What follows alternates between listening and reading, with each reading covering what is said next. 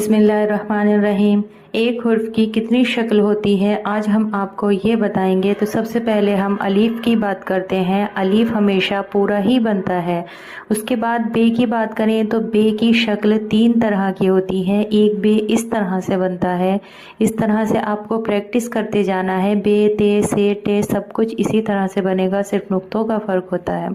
उसके बाद जीम का दायरा हटाकर सेवन का आकार देना होता है छोटा सा। जिस तरह से सेवन बनाते हैं 1 2 3 में, उसी तरह से हमें सेवन बनाना होता है छोटा सा।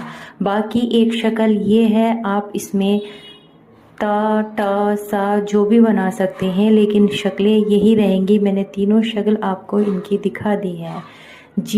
जीम की एक शक्ल ये भी होती है, आपको इन सभी हुरूफ की खूब प्रैक्टिस करनी है। अगर हम जीम इस तरह बनाकर ऊपर नीचे मीम और दाल लगा दें तो मोहम्मद हो जाता है।